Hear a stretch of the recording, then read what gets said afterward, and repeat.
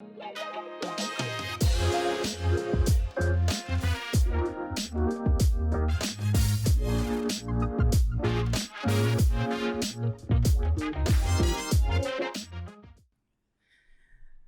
pessoal, bom dia para vocês. Eu estou aqui hoje no estúdio Mentor de Propósito. Estou muito feliz de estar gravando novamente. Para você que está seguindo a gente, hoje é o dia de falar qual história você conta da sua história. Siga a gente aí, antes da gente continuar, dá uma curtida, siga a gente, compartilha, que são histórias interessantes, são histórias de vida, são histórias inspiradoras. E com certeza serve para ajudar muita gente mesmo. E eu tô aqui hoje com uma convidada especial, Josi Moura, palestrante, contadora, advogada, mãe, líder do projeto Mulheres Virtuosas. Aliás, parabéns, é um projeto maravilhoso e eu vou querer que você fale muito. Escritora agora, né? Recém-lançado, pessoal, livro Mulheres Virtuosas. É a autora principal, né? Junto com quantas coautoras? 5 autoras. 5 coautoras. Parabéns, Josi. Estive lá no lançamento, foi muito emocionante. E eu queria que você começasse dizendo para a gente como é esse projeto Mulheres Virtuosas, né? Que intuito tem. Fala um pouquinho para a gente. Seja bem-vinda aos estúdios do Mentor de Propósito, né? Fala pra gente um pouquinho aí de você, da sua vida e desse projeto maravilhoso que se iniciou. Ai, João, gratidão. Nossa, que honra, que prazer estar aqui com você, né, nesse projeto também, seu trabalho, Mentor de Propósito, maravilha. Né? Já temos uma história, já acompanhamos nossos trabalhos há anos, então, assim, muito bom estar aqui. Estou muito feliz por essa oportunidade, inclusive de poder falar desse projeto Mulheres Virtuosas, que começou com uma ideia de uma palestra, né, e já se tornou livro, e futuramente vai ter a instância também, Mulheres Empoderadas. Olha, instância. Mulheres Virtuosas. Começou com Empoderadas e teve essa mudança, mas também tem a imersão Mulheres Virtuosas.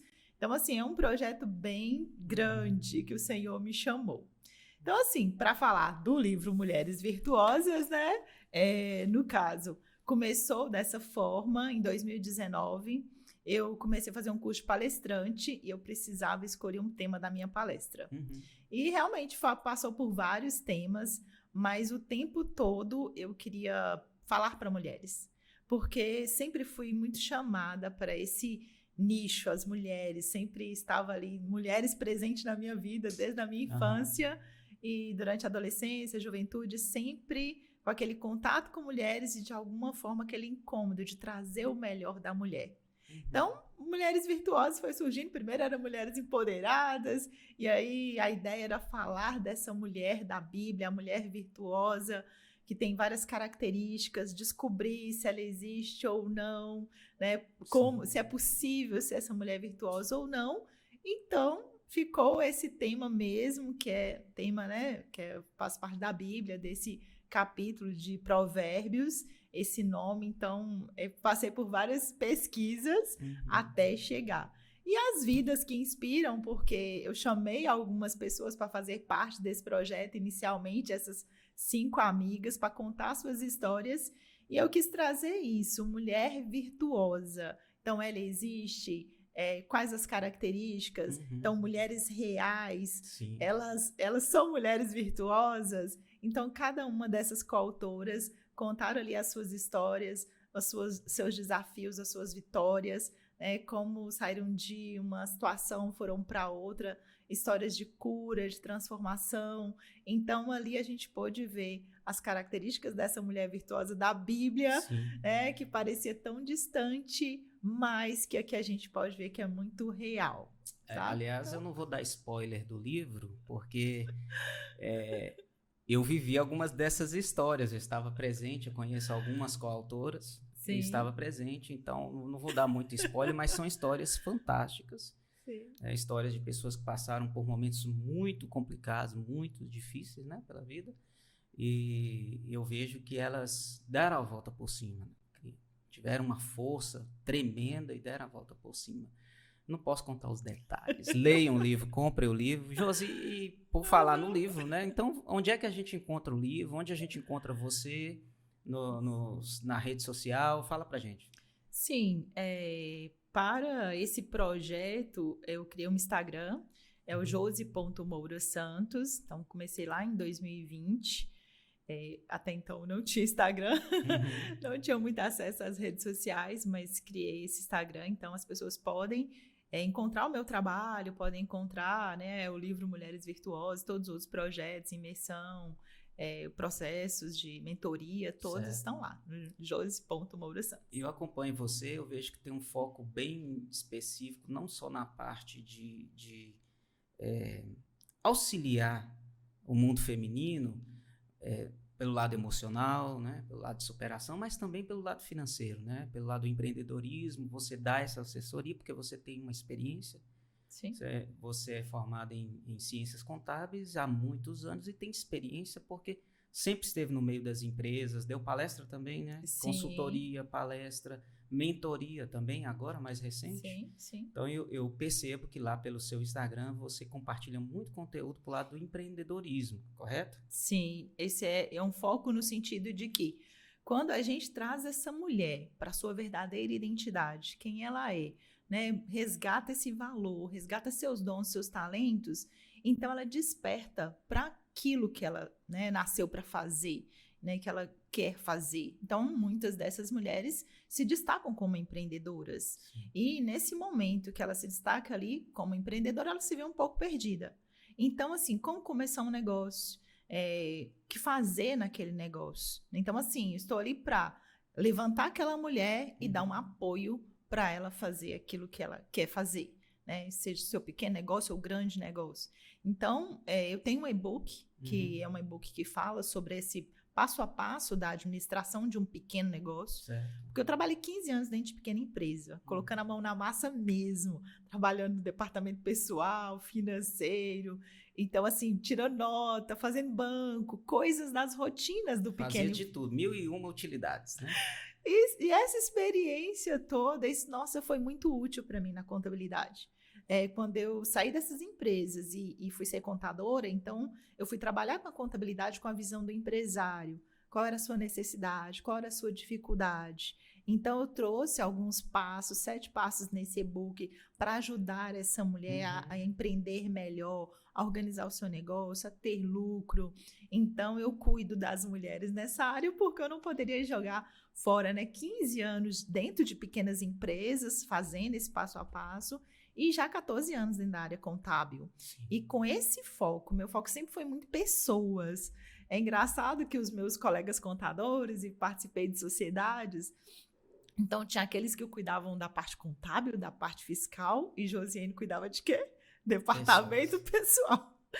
Pessoas. Sempre esteve ligada, então, a pessoas. Né? Eu era aquela que estava ali preocupada com o empresário, de ir no empresário, de treinar o funcionário do empresário, então de estar ali muito próximo. Então, a minha relação com pessoas é assim. Então, o meu foco lá no Instagram é trabalhar essa questão da mulher, da virtude, do seu valor, da sua identidade, mas também dos seus negócios. Como que eu posso te ajudar? Sim. E para isso, sim, eu junto pessoas, porque eu sei que eu não vou conseguir fazer isso sozinha. Certo. Então, por isso que tem a imersão, por isso que nas lives eu sempre trago essas histórias de inspiração, mulheres empresárias que podem trazer um case de sucesso, ou uma dor que ela passou, então a outra não precisa passar, sabe? Então, assim, eu sempre conto com essas apoiadoras. Então, psicólogas, psicanalistas, é muito legal. Tem esse apoio, então... Agora, eu tenho uma curiosidade, porque você fala assim, quando elas não precisam passar por problemas que outras passaram. Há uma relação entre o empreendedorismo feminino e algumas dores que elas vivem, alguns problemas familiares, conjugais. Há alguma motivação em relação a isso? Ela tem um problema muito grave, aquilo motiva ela a empreender? Qual é a relação? Ô, João, eu já penso diferente. Eu penso por questões de crenças, de dores, da sua infância, da sua adolescência, do seu relacionamento. Muitas mulheres deixam de empreender, Sim. sabe? É o contrário. É o contrário. Então, muitas delas dizem assim, o meu marido não me apoia, o meu filho não me apoia, a minha vizinha não me apoia, sabe, minhas amigas não me apoiam. Então, a mulher traz aquela dor. Então, assim, por isso que ela precisa conhecer a sua verdadeira identidade, o seu valor, porque ela vai precisar de pessoas, né? A gente não é uma ilha, a gente não trabalha sozinho, então você precisa de equipe de pessoas para poder te dar suporte, mas não é essa questão, se fulano não me apoia, eu não vou fazer. Então, por isso que no início do processo de resgatar essa mulher, a gente começa por ela. Quem é ela? Para ela acreditar nela, para ela conseguir ter um negócio. Sim. Porque quando ela descobre aquilo, né, o seu dom, o seu talento, ali surge a sua motivação, a sua vontade.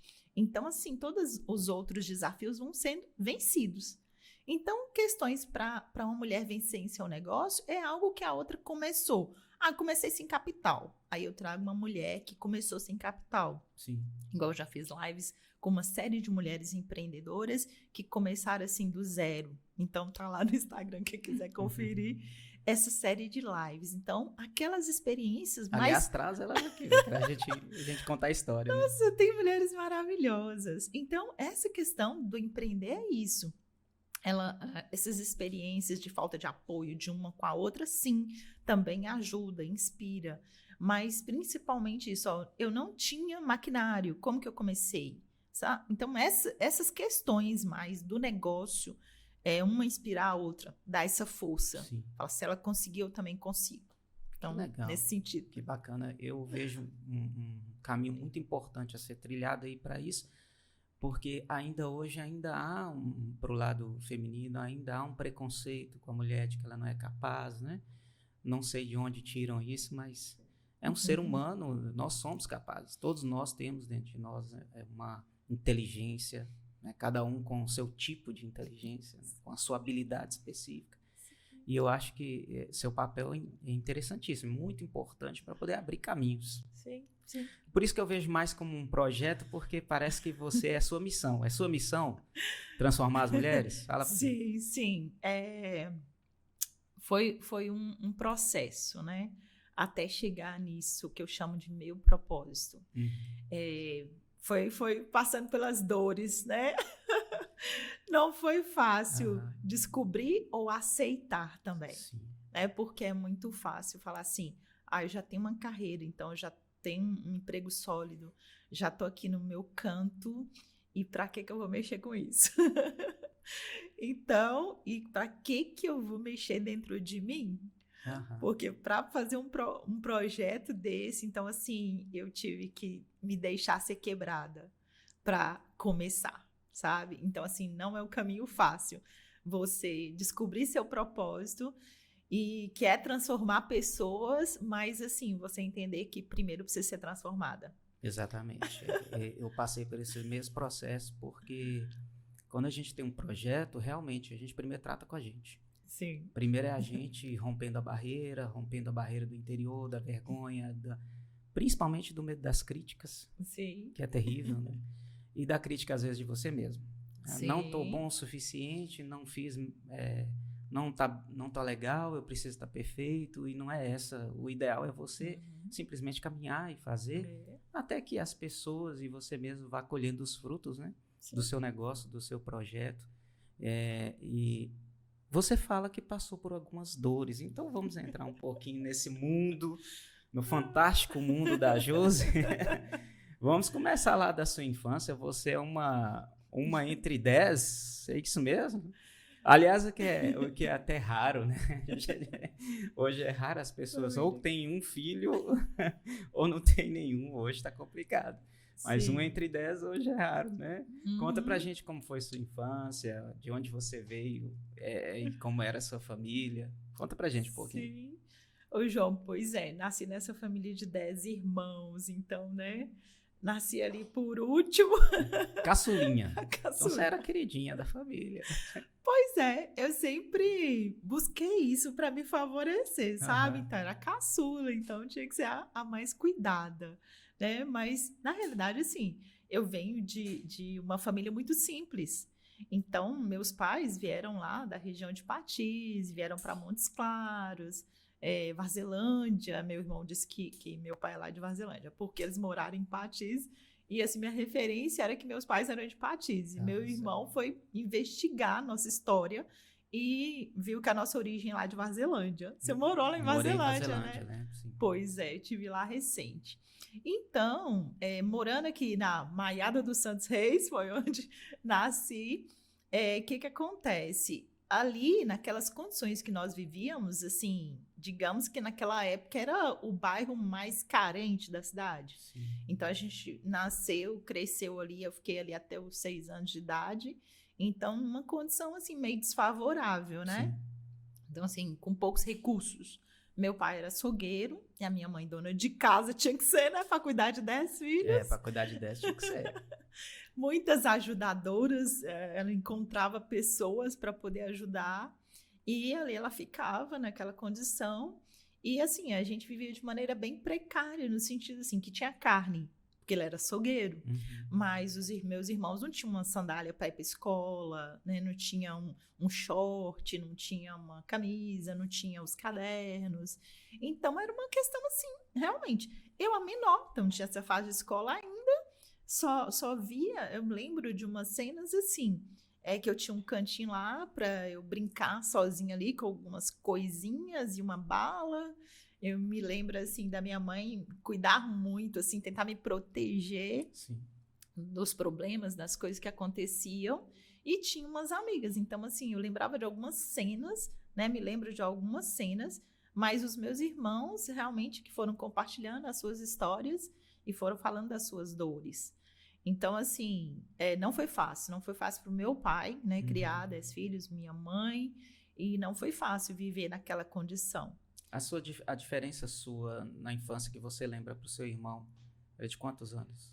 O meu irmão mais novo, né, que é 2 anos de diferença de mim. Então, assim, eu tenho um irmão 2 anos, e aí depois vem uma escadinha de 2, 2, 2. Nossa, o mais velho. Então já era maior de idade. Já. Trabalhava, todos trabalhavam. Isso, todos. E mesmo as minhas irmãs, até desde 12 anos de idade, minhas irmãs já trabalhavam no açougue. Então, assim, meu pai, né, pegou meus irmãos, os homens, os 6 homens e as 3 mulheres, e colocou para aprender a trabalhar.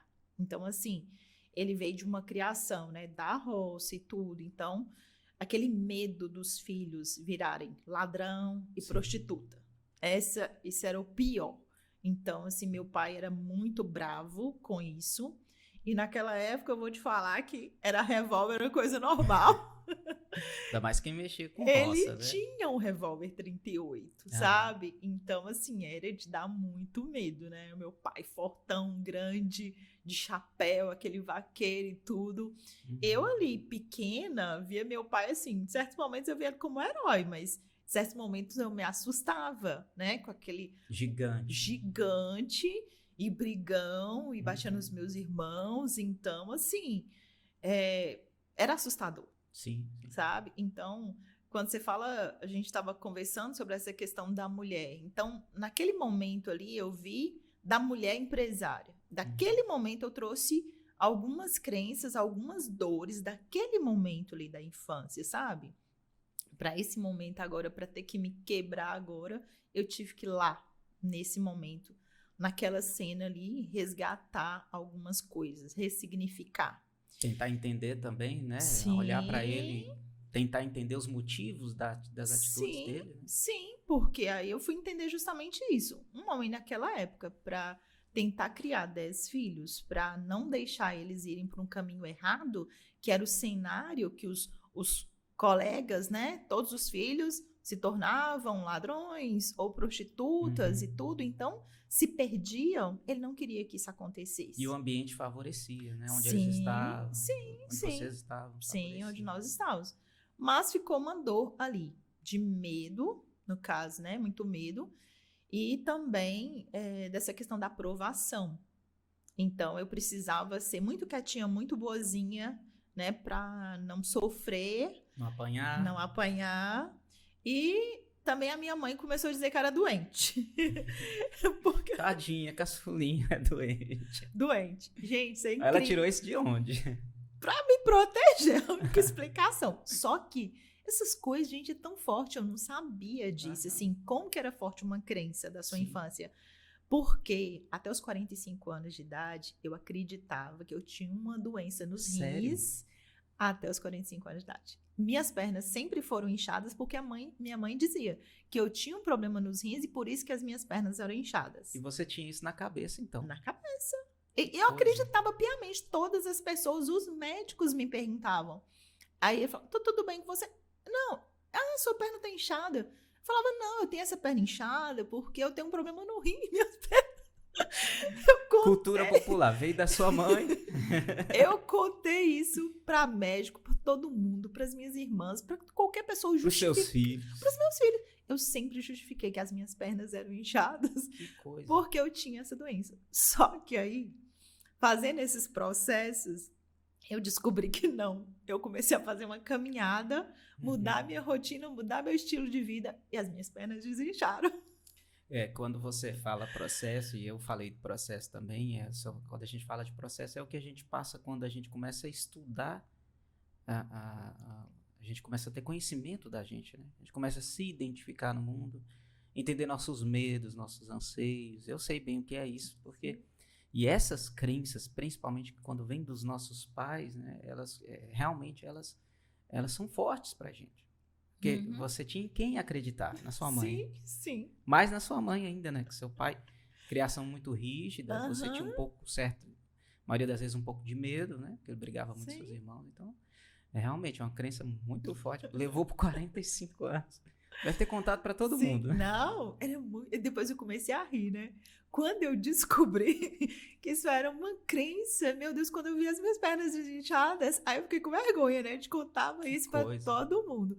Agora eu venho contando o contrário. Falei, gente, aí eu venho contando o fato, porque às vezes tem muitas pessoas que têm essas crenças. Né? Exatamente. É como aquelas que dizem assim, eu tenho uma dor de cabeça que não termina. Realmente ela vai acabar nunca, né? Porque você tem ela e ela não termina. Então, todo dia você dá um comando pro seu cérebro, eu tenho uma dor de cabeça que não termina. A maioria das vezes, por isso que a medicina que vai para o lado homeopático e que entende o ser humano como um todo, ela acaba falando, né? Tem muita doença psicossomática. São doenças que estão realmente na cabeça da gente. Aí eu tô gripado. Igual a gente fazia quando não queria ir pra escola, né? Eu tô com uma dor de cabeça hoje eu amanheci com dor de cabeça, eu tô com a dor de cabeça. Lá para as 9 horas você já estava com a dor de cabeça e estava justificada a sua ausência. Né? Pela dor de cabeça. Perfeito. Eu tenho que tomar cuidado com o meu menino. Meu esposo é mais duro, porque meu menino fala assim, mamãe, estou com dor na barriga. Eu falo, não vai na escola. Aí meu esposo aí chama ele, não, Renz, não, toma aqui, ó, dá uma água para ele, vai. E resolve. É só rapidinho. A gente tem que observar mesmo. Dois lados, né? Que a gente tem que tomar cuidado, né? Não exagerar para a doença e não exagerar para a ausência da doença. Aí ele me chama e fala assim, gata, eu conheço ele, eu sei quando ele tá fazendo corpo mole, sabe? E a mãe, não, eu já acho que eu já sou mais, assim, mais favorável, sabe? Josi, você tem memórias legais da sua infância, assim? Você falou que brincava com alguma coisa... nessa época você estava no Santos Reis ou você estava na roça, na fazenda? Sim, eu fiquei no Santos Reis até 6 anos de idade, porque nesse momento meus pais saíram para morar em fazenda. Meu pai já não dava conta mais de ficar naquele açougue, pagar os custos, né, da família e tudo. Algumas irmãs minhas tinham se casado, mas eu penso que era muito caro, né, bancar aqui 8 filhos dentro de Montes Claros. E eles foram para uma fazenda em Pirapora. Acho que eles foram, não, teve outra fazenda em Dolabella. Seu pai e seus irmãos? Sim, alguns dos meus irmãos seguiam meu pai. Alguns ficaram, um que já tinha casado, minhas irmãs já tinham casado, ficaram, mas sempre um ou outro acompanhava meu pai. E tinha essa questão, mas eu fiquei por conta da escola. E você, na infância, então, você viu sua família já bem dividida, né? Uns por casarem, outros por ir trabalhar em outro lugar. Sim. Ficou um pouco sozinha. Nessa época, você morava com quem? E os seus pais saíram? Meus pais saíram, tinha uma irmã minha que ainda era solteira e alguns irmãos solteiros que estavam trabalhando. Então, nós fomos morar nessa casa, próximo de um tio, ainda próximo do Santos Reis. Então, eu fiquei ali, sendo cuidada por essa irmã. até depois ela se casar e eu ir morar com a outra irmã mais velha. Mas o que eu lembro dessa fase mesmo, meus pais, né, longe ali, então já foi uma dor muito grande, mas eu me descobri na questão da escola. Era engraçado porque aí minha mãe, essa eu consegui combater, sabe? A minha mãe virava para mim e falava: minha filha, você tá doente, não vai dar aula hoje não. Quando ela estava em Montes Claros, acho que ela queria ficar comigo, então ela falava: minha filha, acho que você não tá bem hoje não, você é tão pequenininha. Tadinha, doente. Essa eu consegui combater porque quando eu vi longe dos meus pais e eu comecei a estudar, eu vi naquele estudo uma possibilidade de mudar a minha história. Então, eu me apaixonei muito cedo pela escola. E a escola é um lugar divertido para você também, né? Sim, eu tinha também os amigos, era divertido, eu tinha um alimento lá também, né? Então, tinha a merenda da escola. Muitas pessoas não gostam de um mingau, que é de soja e tudo, e eu gosto de soja até hoje. Tem uma bolacha e tudo. Realmente, aquele ambiente era muito agradável para mim. E eu apaixonei com a escola. Então, isso a minha mãe, mesmo tentando me proteger, isso ela não tirou, ela não conseguiu tirar de mim. Ela tinha muito medo de me perder para o mundo. Então, em outras fases, no 2º grau, eu lembro que eu fui para Rio Pardo de Minas com eles, tentar estudar lá, mas eu já tinha passado por uma escola aqui que era o São Norberto. Então, assim, era um estudo muito bom. Então, quando eu cheguei lá, eu senti essa diferença. E aí eu quis voltar. E lá minha mãe falava assim: não, minha filha, não precisa. Eu tinha concluído o 1º grau, para ela estava ótimo, né? Você tinha quantos anos mais ou menos nessa época? 16 anos. Eu tinha feito a 8ª série e ela falava: minha filha, não precisa mais, fica aqui. É porque para ela estava bom, né? Ela me queria perto, mas assim, eu tinha muita sede de mudar, de melhorar, né? De sair daquela condição que a gente nasceu. Então, esse, assim, Deus colocou no meu coração e foi maravilhoso, porque realmente essa expectativa do estudo é que me trouxe algo, sabe? Então, assim, mas com muito prazer. Assim, eu tenho que... Meu esposo e meus meninos ficam me controlando, né? Que eu passo na porta de uma faculdade, de uma escola, eu quero entrar. Eu quero me matricular, eu quero fazer um curso. Eu amo esse ambiente acadêmico, de conhecimento, sabe? E está lá desde os 6 anos de idade. Então, a ida na escola era muito bom, né? Lembrando daquela parte ali, brincar com as crianças, com os vizinhos, era muito bom. Ir para fazenda que o meu pai trabalhava era muito bom, porque tinha rio, era muito legal. E era a oportunidade de você vê-lo, né? Sim, Passava muito tempo sem vê-lo? Sim. O meu pai, eu só via nas férias, que era dezembro, janeiro e julho, porque então ele não vinha aqui em Montes Claros. A minha mãe vinha trazer as coisas pra gente. Ela ficava nessas fazendas, cuidava de galinha, então ela trazia muitos ovos, aí trazia queijo, doce de leite, doce de mocotó. Vim pra dar o suporte pra você. Sim. Por isso que você gosta de doce. Agora eu entendi. Descobriu? Porque tem sempre doce na casa de Josi. Sempre tem uma barrinha de doce. Então agora eu entendi. É sua mãe que é a culpada. Exatamente. Não faltava doce. Doce de casca laranja, doce de figo, todos os doces. Aí ela tinha que trazer a lata com doce de leite, trazia os ovos, trazia as frutas, trazia leite. E aquilo ali era uma forma, né, de nos sustentar mesmo, porque era muito precário, assim. Meus irmãos trabalham em pequenos trabalhos e realmente não tinha renda. Então, é uma forma dela trazer um dinheiro, trazer algo pra gente. Então, uma vez por mês, ela vinha e trazia esses cuidados pra gente, sabe? Então, assim, gerou essa paixão por coisas da roça também. Sim. É muito... Que até hoje você gosta muito, né? Sim. E o Cláudio, seu esposo, também é apaixonado, né? Criador de cavalo, domador, vendedor de cavalo. Manga larga machador é com o Cláudio. Fazer propaganda pro Cláudio que manga larga, quem gosta de manga larga é com o Cláudio Moura. Como é o nome do Aras? Aras Tropa do Moura. Aras Tropa do Moura. Eu achei muito interessante porque essas dificuldades que você passou, com certeza foram uma mola propulsora para você. Principalmente na fase da adolescência, né? Que a fase da adolescência você tem sonhos, você quer ter as coisas, você começa a perceber as coisas. Também começa a perceber as dificuldades, né? Você olha as dificuldades com outros olhos, diferentes da fase da infância, que da infância tá em dificuldade, mas não faz tanta diferença para Sim. você. Você se vira brincando com um boizinho de manga, né? Sim, Você sim. vai pôr uns palitinhos na manga e fala que é um boi. Aham. Mas aí na adolescência você começa a ter certos desejos de mudança. E foi na adolescência que você falou que aos 16 você quis voltar para cá, né? Uhum. E você queria voltar porque você sentiu diferença no estudo. Sim. E realmente a gente tem colégios que são referências, que foram referências e outros que são referências até hoje na cidade pela metodologia de trabalho, né, de ensino, ele também dizendo.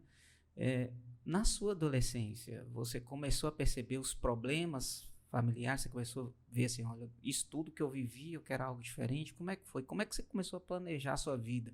Foi na adolescência? De certa forma, sim, João. Por quê? É engraçado que os adolescentes, assim, eles, pelo menos olhando, a minha filha hoje tem 17 anos. O que ela quer? Ficar bem próximo da mãe e do pai. Quando eu falo que eu vou fazer uma viagem para dar uma palestra, esses dias lá em Vazelândia eu levei comigo. Então, assim, os filhos querem ficar perto do pai. E realmente, assim, eu queria muito ficar próxima dos meus pais. Rio Pardo de Minas era o ambiente mais favorável do mundo. Então, uma cidade pequena, onde eu ia estudar o básico, eu ia estar perto dos meus pais, eu ia para a roça. Sua mãe ia estar feliz porque você estava perto e tudo, Rio. Era tudo muito favorável. Clima maravilhoso. Eu ia para a escola de jaqueta dos meus irmãos tinham motos, meus irmãos já estavam trabalhando com carvoeira. Então, assim, era um ambiente mais favorável, assim, muito bom. Então, eu ia ter uma adolescência ali muito confortável. Sim. Minha mãe fazendo comida, as melhores comidas, né? Meus irmãos são super cozinheiros, meu pai, minha mãe. Então, eu ia ter tudo ali do bom e do melhor. E eu abri mão disso. Voltou pra cá com a cara e a coragem. Eu abri mão disso.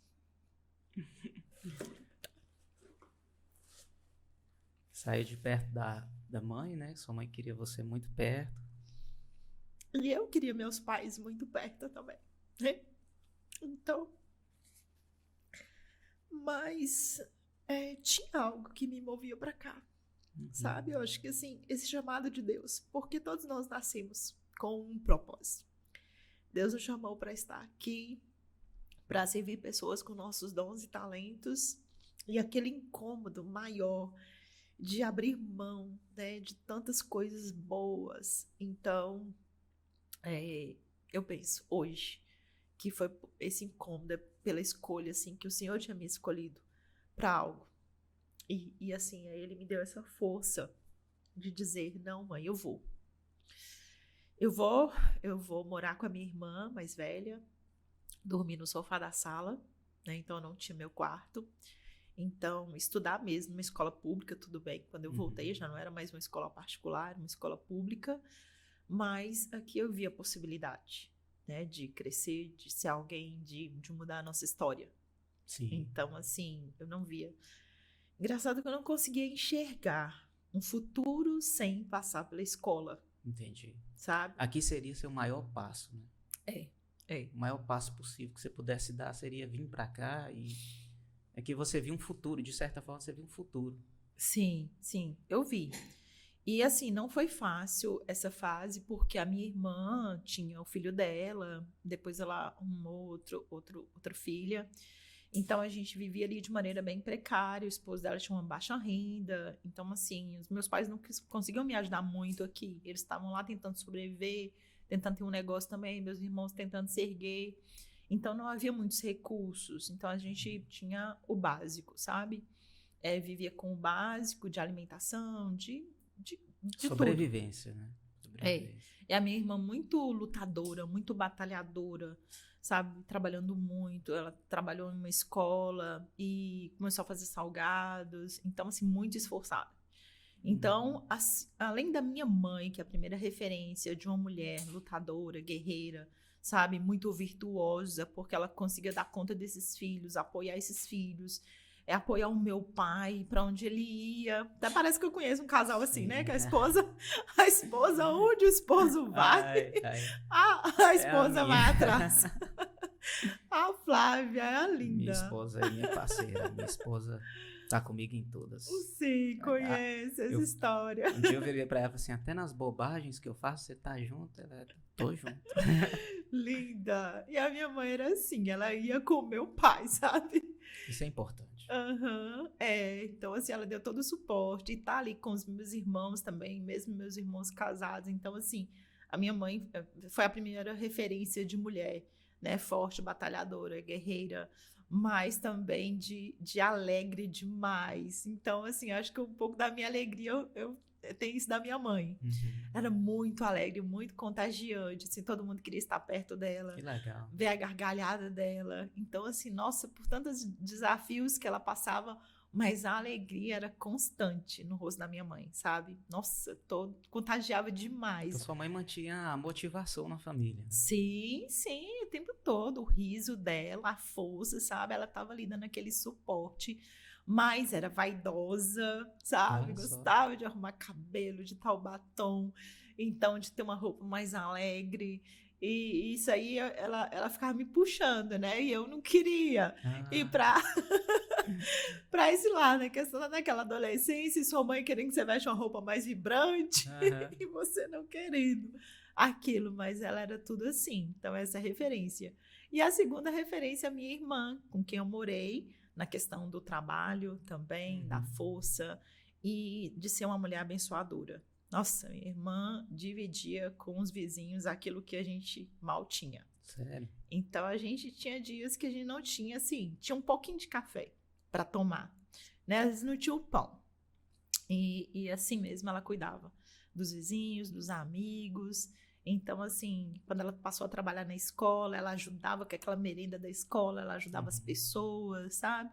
Então, esse lado de sempre ser ajudadora, né, que hoje eu falo no livro das características de uma mulher virtuosa, é essa questão de estar com a sua mão estendida. Então, assim, a minha irmã é um grande exemplo disso, de mulher muito batalhadora. Hoje ela está com 69 anos e ainda acorda 3 horas da manhã.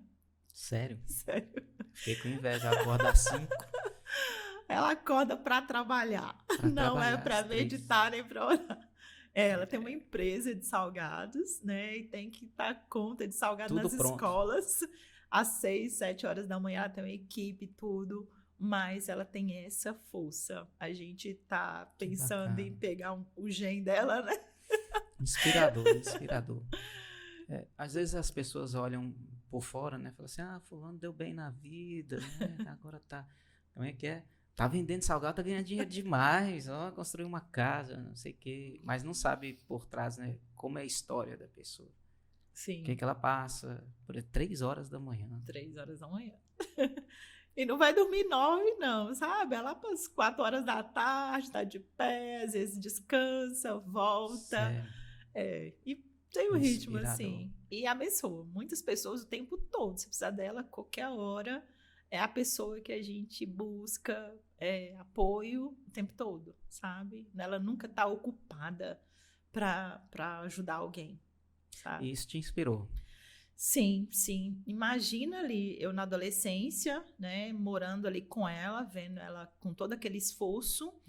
Então, assim, eu tive toda coragem e ousadia para poder dar os outros passos, para concluir o 2º grau, né, e para ir em frente, buscar meus trabalhos. Então, assim, aquela força ali da família, vendo a força do meu pai, da minha mãe, essa minha irmã. Então, assim, aquilo me deu muita, eu acho que ousadia mesmo, sabe? Para poder ir em busca de algo melhor. De certa forma, você acreditava na força do trabalho, né? Na sua adolescência. Você acreditava que o estudo e o trabalho... Na verdade, você acreditava, pelo que eu vejo, que eu entendi que o trabalho fazia diferença e que o estudo ia fazer uma diferença maior ainda, não é isso? Com certeza, porque os meus irmãos não estudaram, né, até aquele momento lá da minha adolescência, até eu me formar, a única dos 10 a se formar no 2º grau, né, e depois que eu me formei, aí que meus irmãos voltaram a estudar. Essa minha irmã voltou a estudar depois de 20 anos, começou a 5ª série, e formou, concluiu o 2º grau. Então, assim, eu via que eles trabalhavam muito. Então, elas trabalhavam desde 8, 10 anos de idade, elas trabalhavam muito, acordavam de madrugada. É uma coisa muito interessante, Porque eu até te falei que os meus irmãos todos conhecem de gado, mas eles conhecem muito bem. Então, eles conhecem de matar até um boi, eles sabem matar um boi, um porco. Então, todos eles, desde esse mais velho do que eu, apenas 2 anos, que ele fazia isso com meu pai. Então, mesmo fora do açougue, meu pai criava um porco, ele ia lá e matava. E tem uma história muito legal dos meus irmãos, eles pequenos, e vendo meu pai matar porco, eles pegaram um cachorro para matar. Achou que podia também. Eles queriam sangrar o cachorro, Meu já Deus. fizeram todo o trâmite que tem que fazer. Meu Deus. Pegar as 4 patas, separar e ir lá sangrar o cachorro. Porque era comum pra eles. Eles viram aquela cena meu pai fazendo e eles quiseram fazer também. Ai, meu pai. Alguém parou a Não mão. foi adiante, não. Graças a Deus. Mas era assim, sabe? Meus irmãos eram muito levados. Legal. Faziam tudo. E hoje, assim, as minhas irmãs sabem. Então, elas chegam no açougue e não dá para enganar meus irmãos. Porque eles conhecem a carne até, assim, de olho fechado. Você cozinhar qualquer tipo de carne, eles sabem discernir o tipo da carne. Olha só. Sabe? E, assim, é um perigo pra gente. Tudo peso pesado. Por quê? Em casa mata um porco de madrugada, que eles sempre começam uma rotina de madrugada. E quando é o final da noite, já acabou o porco. A gente come de tudo.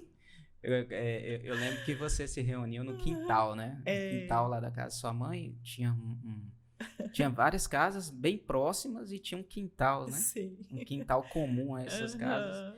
Aí você até brincava, falava assim, hoje eu vou almoçar fora, vou almoçar no quintal. Mas acho que era bem mais divertido do que ir no restaurante.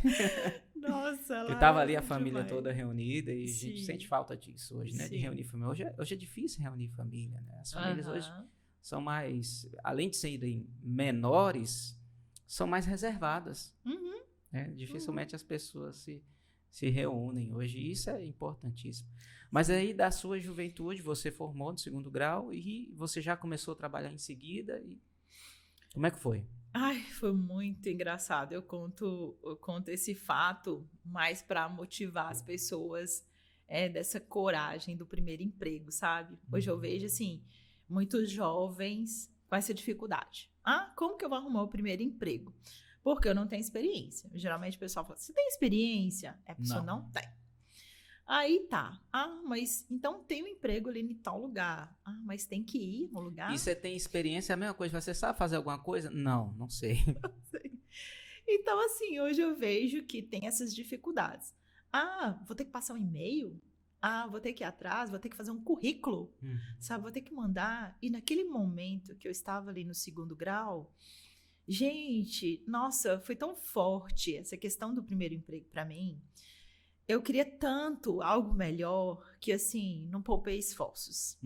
Estava na sala de aula e as salas de aulas eram muito grandes, né? Tinha 47 alunos e a professora chegou com a novidade, que a maior empresa da cidade queria um estagiário na área contábil e eu fazia técnico de contabilidade.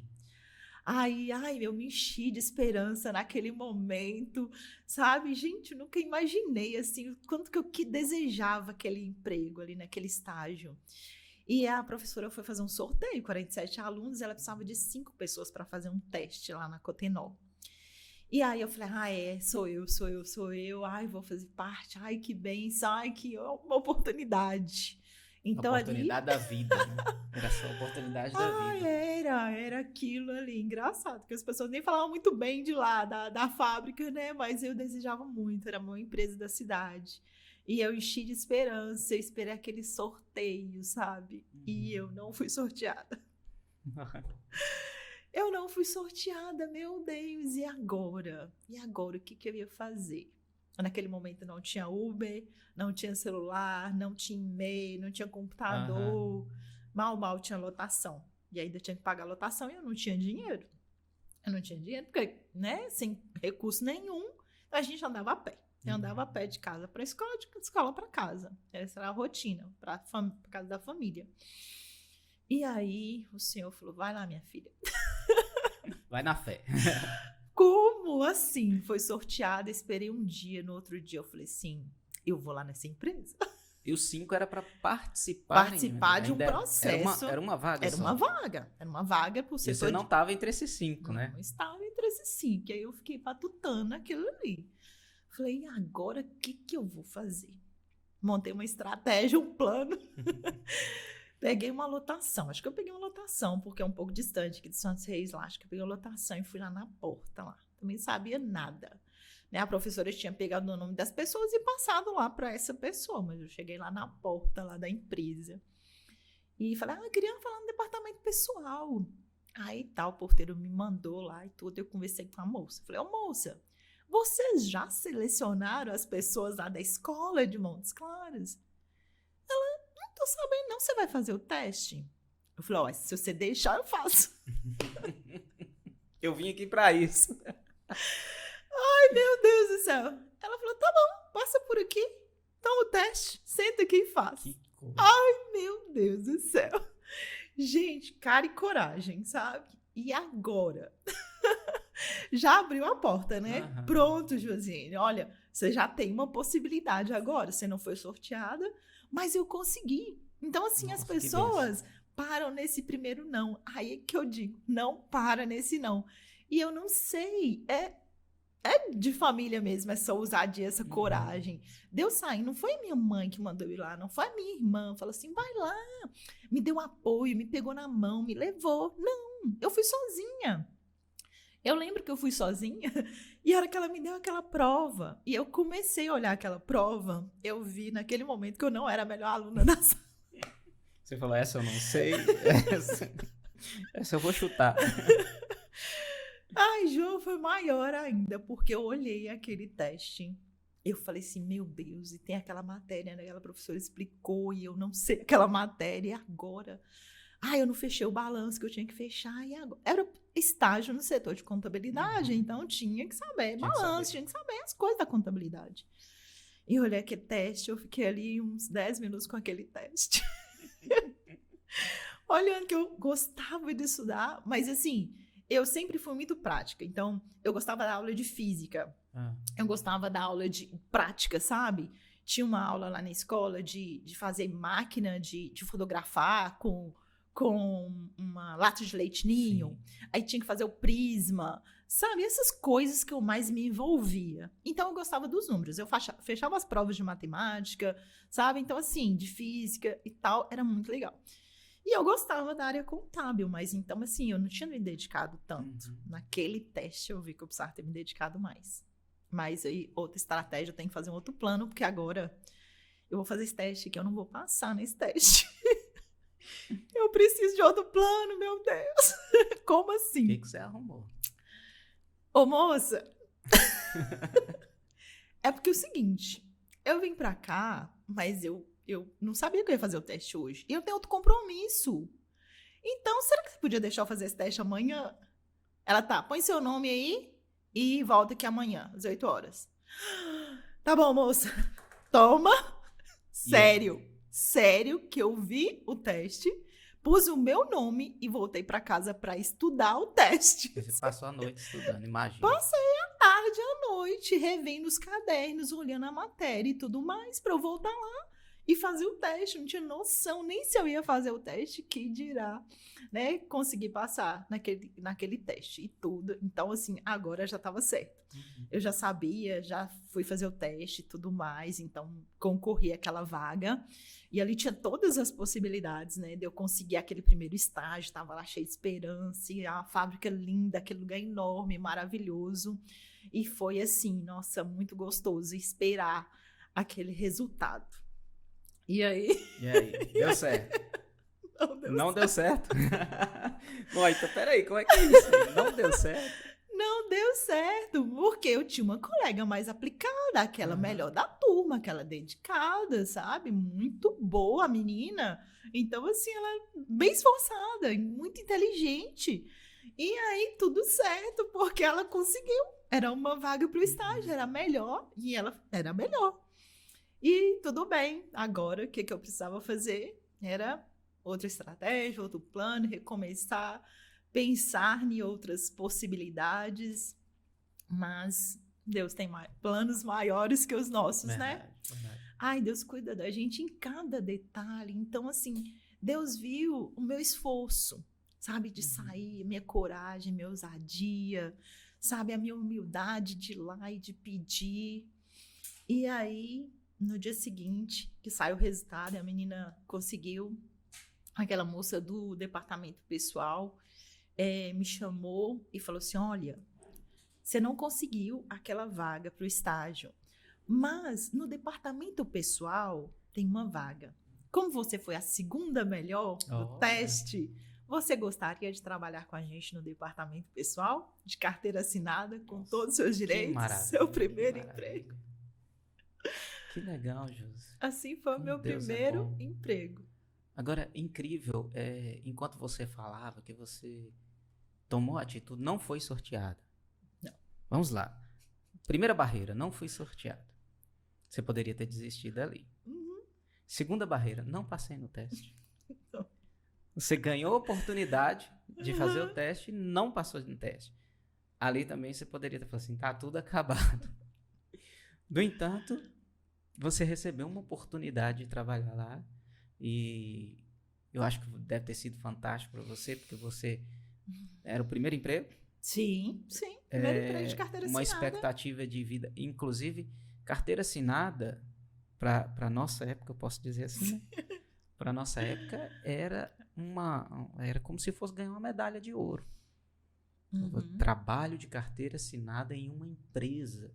Né? O pessoal até fala assim... Uma indústria multinacional de 1.500 funcionários. Eu sou fichado. É o fichado, né? Eu sou fichado, eu trabalho numa empresa. Aí você tem os benefícios. Empresas grandes como essa, né? Cotonela de tecido, não é isso? Sim, sim. Empresas grandes como essa, multinacionais, elas dão vários benefícios. Eu imagino que ali você estava melhor empregado que quase todo mundo da sua família, né? Dos seus conhecidos. Sim, sim. Foi um presente, realmente foi um presente. E o interessante dessa sua história é que você não parou. Você tomou uma atitude sem pensar muito. Sim. Que eu acho isso interessantíssimo. Eu luto para fazer isso nas minhas decisões, porque eu li em um lugar que as pessoas de sucesso, elas tomam atitude e reajustam. Tomam atitude e reajustam. Tomam atitude e reajustam. Tomam atitude e reajustam. E é melhor do que você ficar planejando as coisas. Sim. Tentar ajustar tudo para sair perfeito e não dar certo. Você tomou atitude. Sim. Você foi lá. Eu não sei como é que eu vou. Eu vou. Chegou lá na portaria... Eu quero falar no departamento pessoal. Se fosse hoje, alguém ia falar assim: quem você pensa aqui? Exatamente. Você é quem mesmo? Você tá vindo de onde? Você marcou horário. Você marcou horário. Então, a atitude fez diferença na sua vida. A atitude de vir pra cá. Que história legal. A atitude de abandonar, entre aspas, né, de estar fora da presença do seu seio familiar, de sua mãe, principalmente sua mãe. Que agora você contando, eu conheço sua mãe por outro lado. Sim. Eu conheci sua mãe em outra fase. Né? Eu conheci sua mãe em outra fase. E agora eu vejo sua mãe por outro lado. Não sabia que sua mãe era brincalhona, que sua mãe era vaidosa, que gostava de sorrir, de rir, da gargalhada. Então, você abandonar aquilo tudo realmente um peso muito grande. É uma intimidade que você tinha, um lugar super confortável perto dela. Maravilhoso, e Rio Pardo tem um clima gostosinho, eu sei como é que é, já trabalhei lá. Era confortável realmente para você, né? E como é confortável para muitas pessoas, muitas pessoas não querem mudar de vida porque acham que é confortável. Eu vou mudar para quê? Como você iniciou a conversa, eu vou mexer em mim para quê? Né? Para que mudar o mundo? Outro dia eu vi alguém falar assim, mas para que mudar o mundo? Para tornar melhor. Sim. Né? Sim. Para mudar a vida das pessoas, para transformar as pessoas. Eu vejo o resultado disso hoje no seu livro, nas suas palestras, na sua liderança, na sua mentoria. Quem cerca você tem algo para dar. É diferente, né? Talvez se você estivesse lá no conforto do seu seio familiar, você tivesse sim algo para dar, mas teria que ser muito íntimo de você para poder usufruir daquilo. Né? Para perceber aquilo. Sim. E hoje não. Mesmo não sendo íntimo, não estando ali no seu seio familiar, as pessoas percebem que você tem algo para dar e não é à toa. A sua história é fantástica. Como você falou da minha mãe, eu quero fazer um parêntese ainda sobre ela, porque nessa mulher virtuosa eu descobri algumas coisas que a minha mãe fazia. O meu pai era super bravo, né? A gente fala brigão e tudo. Bravo e armado, meu Deus. Nossa, bravo e armado. E deixa eu te falar, que ele pagava salão pra minha mãe. É mesmo? O cabelo da minha mãe era bem lisinho, escorridinho. E ela gostava de fazer um tal de um permanente para poder ficar ondulado o cabelo. Sim. Então, olha o estilo de uma mulher que tem um homem muito bravo, mas que vai para o salão. Que ela tem 10 filhos e vai para o salão. Meu Deus. Minha mãe era... Nossa, como é uma característica de uma mulher virtuosa. Ela se cuidava, ela fazia unha. Então, ela tinha 10 filhos, ela tinha tempo de ir para o salão, se arrumar, fazer esse permanente era um negócio muito difícil, sabe? Inclusive, fedia o negócio. Cabelo queimado? Sei lá como é que era um produto muito esquisito. Mas então ela se dava esse tempo. E mesmo em meio às dificuldades, né? Ah, meu Deus, sem condição financeira. Se arrumava. É porque tinha um detalhe nessa condição financeira da gente. O que acontece? O meu pai era açougueiro, era um bom açougue. Era o melhor açougue da região. Uhum. Mas então, a gente tinha fartura em uns lados e escassez em outro lado, sabe? Então, assim, meus irmãos não tinham roupa, não tinham chinelo, mas o padeiro entregava um saco de pão na porta de casa. Então, assim, por isso que a gente tem um pouco questão de abundância na questão da alimentação. Então, assim, a gente tinha recurso, mas era a mentalidade de escassez do meu pai que não deixava a gente viver uma vida de abundância. Entendi. Tá? Da coisa que ele viveu na infância dele. Então, achava que roupa, que escola não era importante. Era importante era trabalhar. Mas então, para as mulheres, olha para você ver. Então, eu tô com 49 anos de idade. Quando eu nasci, a minha mãe fazia isso. Então, assim, o recurso que ela buscava, ela conseguia colocar um lençol na cama. Então, assim, eu vejo essa questão da minha mãe do cuidado, a cama estava arrumada. Então, ela tinha um batom, ela tinha uma aparência. Sabe? Ela se cuidava mesmo em meio a todos esses problemas. E outra característica de mulher virtuosa, ela honrava o meu pai. Sabe? Então, uma das características da mulher virtuosa, o seu marido é muito honrado. Então, assim, o meu pai era muito respeitado. Então, ela honrava. Então, tinha os quebra-pau dela com o meu pai, tinha muitas brigas, sim, sabe? Mas, de alguma forma, eu via o cuidado dela com o meu pai. Então, a comida do meu pai era separada. Então, assim, ele tinha o lugar dele. Ele tinha o lugar de honra dele, enquanto a minha mãe estava ali. Então, características de mulheres que eu vejo se perder e que a gente precisa resgatar, né? Se essa mulher dava conta. E assim, ela não conhecia a Bíblia, ela não conhecia, né? Assim, não via os princípios. Não via, a gente era católico e tinha aquela questão de ir na igreja para batizar os filhos, e uma vez por ano em uma missa, e às vezes a um domingo ou outro em outra missa. Então, a leitura da minha mãe é muito pouca. Então, assim... Era mais religião que conhecimento. Então, ainda assim, ela e o meu pai tinham valores, tinham princípios, né? Muitos, assim, de Deus, né? Para o cuidado dos filhos, para ela. Mas eu quis abrir esse parênteses para falar dessa mulher virtuosa que naquele tempo, né? Então, hoje, mulheres... não, eu não me cuido porque eu não tenho dinheiro. Eu não me cuido porque meu marido não me dá. Então, como é que minha mãe fazia para ter esse dinheiro para ir para o salão? Sendo que o meu pai era daquela forma. Como é que ela fez? Eu não me cuido porque eu não tenho tempo. Sim. Como é que sua mãe tinha, né? Com 10 filhos. Então, assim, só que ela era muito agradável, muito alegre. As pessoas queriam estar perto dela. Então, lá em casa, vivia cheio de gente. Era uma que passava roupa, era uma que cuidava dos meninos. Eu tinha uma ama de leite. Então, assim, as pessoas queriam estar perto dela e apoiá-la, sabe? Então, para você ter as coisas, para você ter o tempo, para você ter os recursos, é muito importante você ser essa pessoa também, né? Agradável, que se importa com os outros. Sim. Aí tinha uma briga lá em casa. E que aglutina, né? Ela ficava dando as carnes do açougue para todo mundo.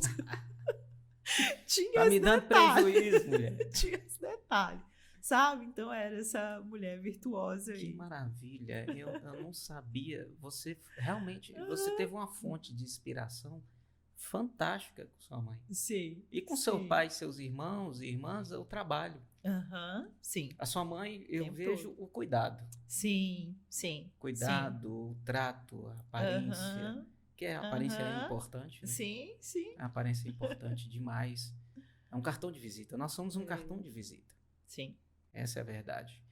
E na sua mãe eu vejo isso. Nos demais da sua família, eu vejo o trabalho, a força do trabalho, a coragem para trabalhar. Sim. Que fantástico. Essa preocupação. Uma das minhas irmãs, ela é cabeleireira há anos e tudo. É engraçado que antes de eu trabalhar na Cotenol, ela trabalhou. Então, outro fato muito, muito legal. Porque a minha irmã trabalhava na Cotenol e trabalhava na tecelagem. Então, ela trabalhava na produção. Então, eu já entrei numa condição diferente. Eu entrei no departamento pessoal. Olha para você ver como foi a evolução. Num lugar muito melhor, né? Sim. Agora, dizer para as mulheres que o dia que a minha irmã casou, ela teve que sair da empresa. Porque lá não empregava mulheres casadas. É mesmo? O que isso faz? Uns 30 anos? O dia que você casasse, você era demitida. Eu não sabia. Olha, sério, era essa a condição. Então, eu morava na casa com ela, com os meus irmãos, então ela era solteira, a única solteira, e ela trabalhava na Cotenol. Então, o nosso sustento vinha dessa fonte, mais alguns trabalhos dos meus irmãos. Sim. E no momento que ela, então, resolveu se casar, arrumou o noivo, foi realizar o seu grande sonho... Mandaram ela embora. Perde o seu emprego, mas era a regra. Não entrava casadas lá e o dia que a pessoa se casasse, saía. No caso, para as mulheres, né? Os homens não. Os homens não tinham essa restrição. Olha para você ver. E seu irmão, o que ela fez? Aí ela foi... Não, ela foi trabalhar com outras áreas, porque... Ela saiu daquela condição, acho que ela fez curso de estética, porque desde então ela trabalha como esteticista, cabeleireira. Ela foi ter os filhos dela, tem 4 filhos, ela morou em Belo Horizonte, morou em Rio Pardo também, sempre nessa área da estética, cabelo e estética, sabe? Mas ela não desistiu, né? Foi mandada embora. Não, ela já tinha o plano dela, ela fez, ela pegou os recursos daquela demissão, fez seu belo casamento e tudo, festança. E ela já sabia daquilo, então. Já sabe, todas as pessoas entravam. Porque lá na Cotenol, então, trabalhei no departamento pessoal, você tinha uma pasta de cada funcionário, com muitos documentos. A gente tinha muitos arquivos, sala de arquivo, né? Então, até uma coisa que eu aprendi lá foi arquivar as coisas, tudo certinha. Porque lá, você chegava, o funcionário era selecionado, tinha uma pasta com desse tamanho, assim, de contrato para você assinar, e já tinha todas essas regras. Então, as pessoas já sabiam que se casasse, era demitido no dia seguinte. Já era contrato por prazo determinado até o dia do seu casamento. Até o dia do casamento. Para mulheres. Acabou isso, né? Não tem mais. Acabou. Josi, quando você se considerou adulta, quando você falou assim, agora eu tenho responsabilidades, agora eu sou uma mulher adulta, deixei de ser adolescente e minhas responsabilidades agora existem. Quando foi que você deixou de ser adulta? Eu estava lá na Cotenol. Deixou de ser, não.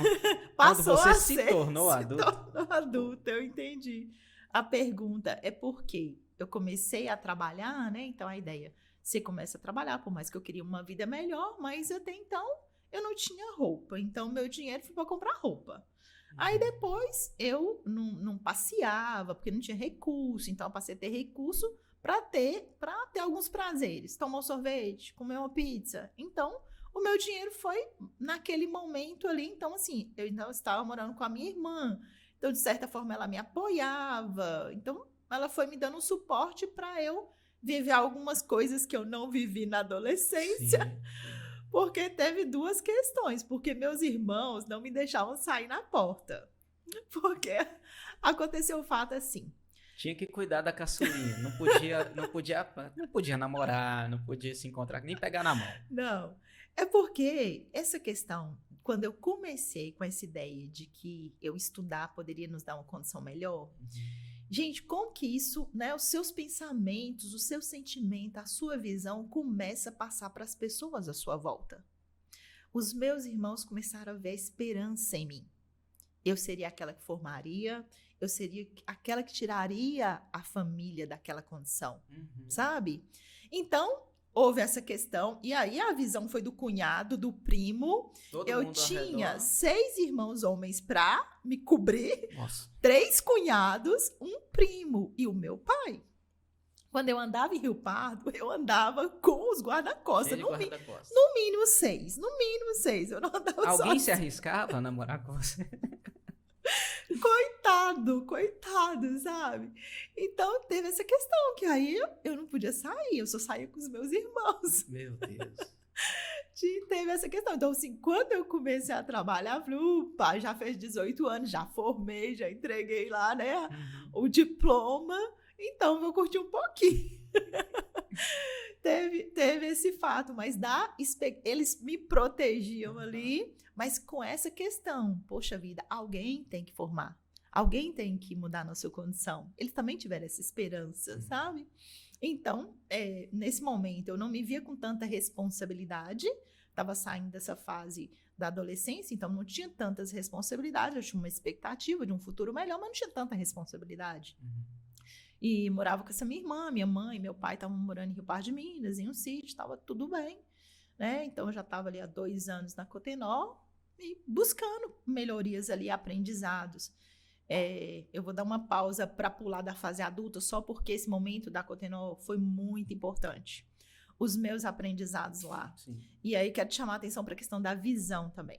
Quando eu entrei lá, eu entrei com qual visão? Aquela empresa é maravilhosa. Aquela empresa, na minha visão, era maravilhosa. Podia me dar aquele salário e todos os benefícios. Então, eu entrei para lá com essa visão. Entendi. Muito bom. Então, eu dizia para todo mundo, lá é maravilhoso, lá tinha o melhor plano de saúde, lá dava um vale-refeição. E as pessoas vinham me dizer, mas o salário de lá é pouco. Eu falava, é pouco, mas tem o vale assim, tem o vale assim. E davam uma refeição e não sei o quê. Então, e aí eu comecei a abrir porta de emprego para as pessoas lá. Sabe, naquele lugar. E comecei a ter boas experiências. Então, eu tive um aprendizado de departamento pessoal, de relação com pessoas, porque tinha 1.500 funcionários. Sabe? Eu que entregava ticket de refeição para eles, eu que entregava a feira. E assim, essa questão do trabalho, do aprendizado do trabalho, eu não tinha preguiça. Então, eles me chamavam para ir para lá 10 horas da noite para entregar as cestas para o pessoal do turno das 10. E eu ia. E eu voltava e trabalhava no outro dia seguinte, 7 horas, sabe? Mas tudo isso me gerou essa relação com as pessoas. Então, tem pessoas que me conhecem na rua, que me cumprimentam, porque elas me viram lá. Elas me viram cuidar delas, elas me viram, sabe, servir. Eu estava ali. Muita gente. Muitas pessoas, sabe? Então, assim, nossa, eu tenho muita gratidão por esse tempo ali na Cotenó. Você passou quantos anos lá? 2 anos, quase 3 anos que eu fiquei nesse tempo. E, assim, essa questão de você estar disponível, quando a secretária dos diretores entrava de férias, eu substituía a secretária, sabe? A questão hoje que eu vejo, muitas mulheres não se capacitam. Eu busquei me capacitar. Enquanto que eu estava no 2º grau, não tinha um trabalho, eu ia para o Senac, aprendi todos os cursos do Senac. E naquele momento eu tinha um curso de Telex, e lá tinha um Telex. Então, quando eu substituí a secretária, eu tinha a melhor da geografia do Senac. Então, eu sabia mexer com documentos, sabia arquivar documentos e sabia mexer no Telex. Você estava preparada. Totalmente, assim, o tempo que eu fiquei estudando nessa fase da adolescência, eu fiquei me preparando para esse primeiro emprego. Isso é muito importante, essa preparação. Sabe, eu vejo as pessoas, não sei digitar, não sei mexer no computador. Nessa era, tem pessoas que não conseguem digitar, né? Às vezes trabalham só com celular. E naquele momento ali, eu tinha me preparado. Então, a experiência ali, então, eu trabalhei com essa diretoria. E eu quis fazer essa pausa aqui porque isso é espetacular o que você deixa. Sim. Deixa uma questão de que as pessoas ficaram muito gratas pelos empregos que eu consegui passar para elas. Porque elas chegavam lá para procurar um emprego e eu falava daquela maior empresa, aquela melhor empresa.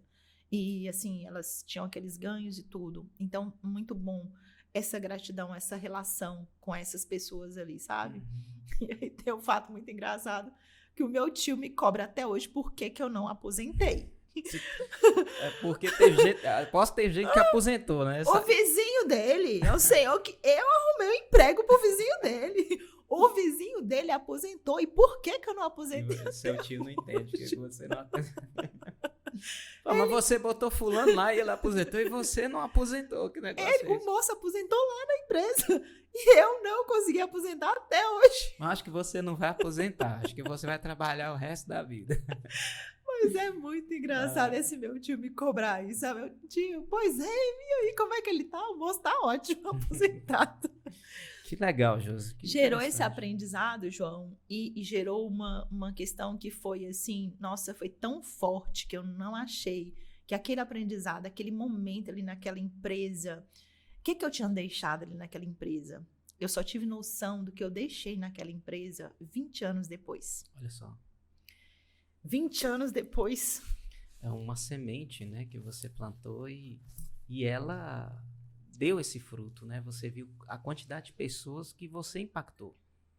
A quantidade de pessoas que você fez diferença. Muitas pessoas ali, eu imagino também, que precisavam muito daquele emprego, ainda mais naquela época, né? Uma empresa grande na cidade. Montes Claros ainda não tinha esse porte que tem hoje, né? Hoje nós temos aqui várias oportunidades de trabalho. Hoje é uma cidade muito boa para trabalhar, tanto que atrai investidores, pessoas de fora para trabalhar. Sim, né? sim. Da Bahia, de São Paulo, do Rio de Janeiro, do Rio Grande do Sul. Eu vejo isso. Sim. Eu abro contas, eu trabalho no banco, eu abro contas para pessoas do Ceará. Olha. O que eles vieram fazer aqui? Sim. Eu abri contas esse dia para indianos. O que eles vieram fazer? O que eles viram na cidade? É até um recado que a gente dá para as pessoas, né? Montes Claros é ruim. Não é ruim. Você que não viu as oportunidades. Você não se abriu para as oportunidades, né? Sim. E além de você se abrir para essa oportunidade, você criou oportunidades na vida das pessoas. Sim, sim. Legal. Foi muito legal. E gente, fala assim que o plantio é opcional, mas a colheita é certa. Né? Que legal.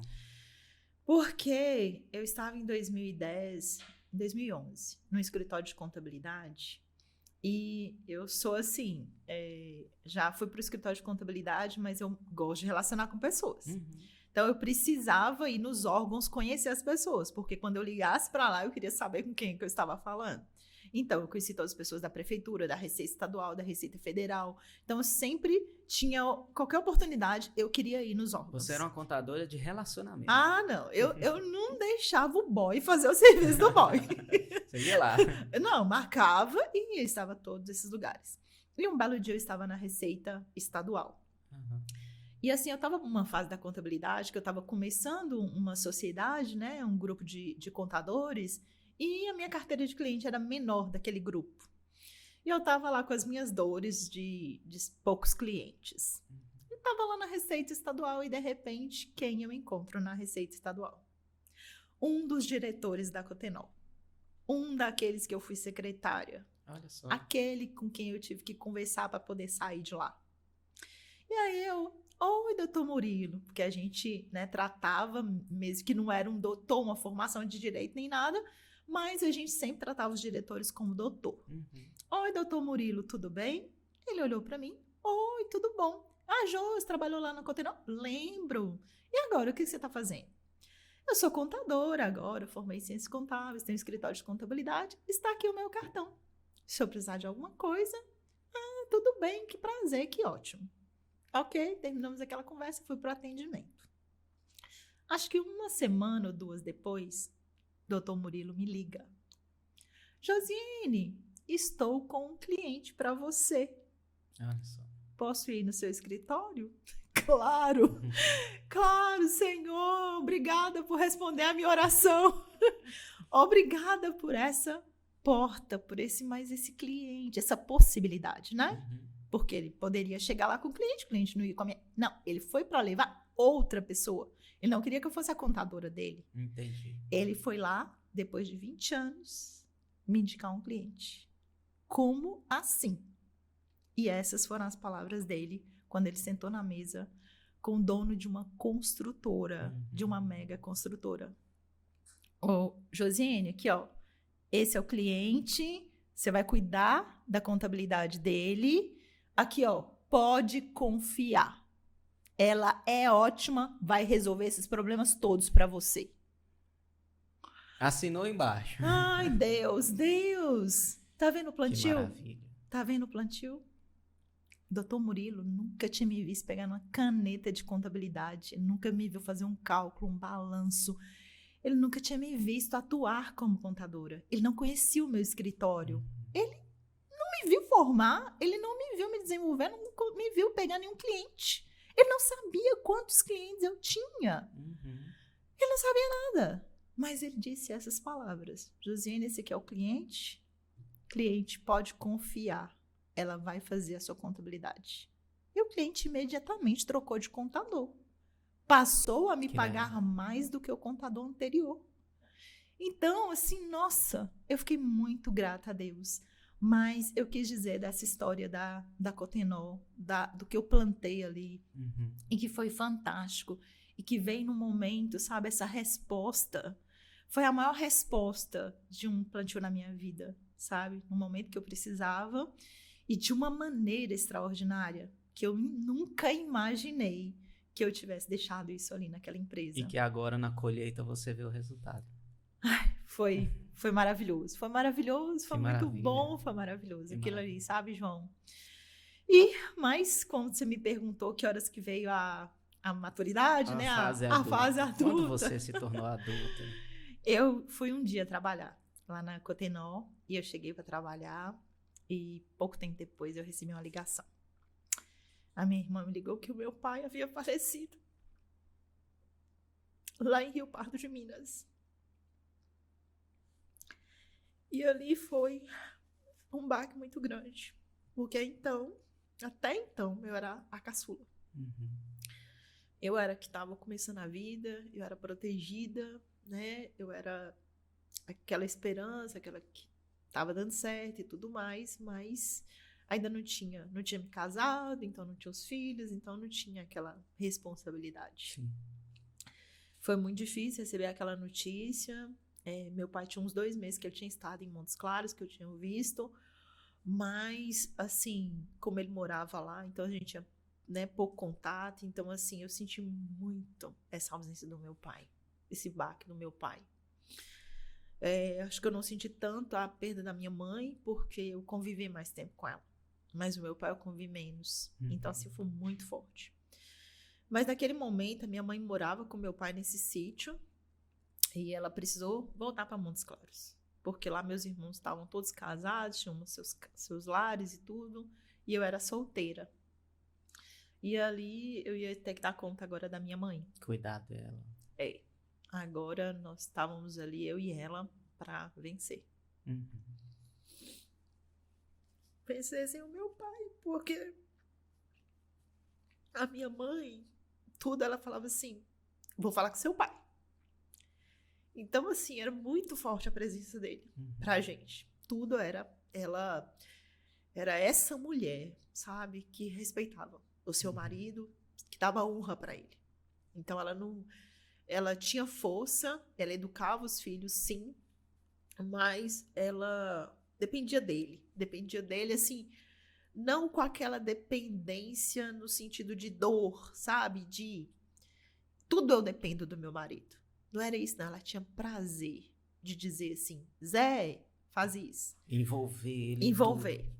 É com seu pai. Zé, cuida disso. Até essa questão de não tomar todas as cargas, deixar o homem exercer o seu papel, ela deixava o meu pai exercer o papel dele, sabe? Então, com isso, ela tinha aquele homem para dar aquele suporte o tempo todo. E agora a gente ficou sem ele. E assim, de certa forma, eu tinha o meu pai para me dar todo o apoio. Mesmo nessas poucas presenças dele, antes da Cotenó, eu trabalhei um período, uns 3 meses, numa loja de tecido no centro. E engraçado que a mulher brigava. E eu não sei por que o meu pai estava aqui, eu compartilhei com ele, com aquela mulher, tinha discutido lá, a dona da loja tinha falado alguma coisa. E o meu pai falou, se ela te falar alguma coisa, você me fala que eu vou lá. Eu vou quebrar a cara dessa mulher. Eu vou brigar com essa mulher. Você não precisa desse trabalho. Você sai de lá, sabe? Seu pai protegia você também. Sabe como que foi agora perder essa proteção? Então foi naquele momento ali que eu falei assim, poxa vida, agora eu tenho que assumir responsabilidades. Agora eu tenho que dar esse suporte para minha mãe, porque a gente não tem mais o apoio do nosso pai, sabe? Do meu pai, ela não tinha mais o apoio do marido. Então, meu pai tinha deixado um lote e meus irmãos ajudaram a construir uma casa para mim e para minha mãe. E a gente foi morar nós duas nessa casa, sabe? Então, até eu me casar e sair de casa. Então, fiquei, inclusive depois que me casei, ainda fiquei um tempo com ela, porque a minha mãe teve mal de Parkinson, depois da perda do meu pai. E os médicos fizeram todos os exames. E não tinha nada hereditário na família, não tinha nada que identificasse. Mas a gente percebeu quanto que ela sentiu a falta do meu pai, sabe? Quanto que isso foi muito forte para ela. Perder aquele companheiro de uma vida inteira. E ela tomava para ela todas aquelas, assim, dificuldades. Assim, ela ainda tinha 10 filhos. Mesmo casados, ela achava que ela tinha responsabilidade com aqueles 10 filhos. Ela tinha que estar lá cuidando do casamento dos que estavam casados. Ela tinha que cuidar de mim. Então, na cabeça dela, ela não era mãe de 9 filhos casados, uma solteira. Ela era o suporte para 10 filhos. Ela tomou isso para si, sabe? E foi muito, muito difícil. Mas, assim, glória a Deus que ela teve anos maravilhosos. A gente teve anos maravilhosos. Depois do falecimento do meu pai, ela passou a frequentar uma igreja evangélica próximo da nossa casa. E eu também acabei indo para uma igreja evangélica. E ela se converteu. E ela se batizou. E ali ela deixou ali uma história linda, porque aquelas irmãs lá da igreja todas ficaram apaixonadas com aquela mulher alegre, aquela mulher, ó, pra você ver, diante de tantas dores ela não perdeu a alegria, ela contagiava, ela era muito carismática, ela era muito agradável. Então ela deixou naquela igreja ali, nossa, amigas, sabe, o pessoal no velório dela fez culto pra ela, cantou a música que ela gostava, elas sabiam a música que ela gostava. Que legal. Então, assim, ela deixou muita coisa ali, sabe? Então, assim, veio essa fase, não foi fácil. Não e deixou um legado. Deixou. Não só para vocês, filhos, mas todos que estavam à volta dela, né? Todos lá em Rio Pardo de Minas, todos conhecem a minha mãe, todos conhecem o meu pai, porque eles não eram daqueles que chegavam e ficavam quietos cuidando da sua vida, do seu patrimônio, dos seus ganhos.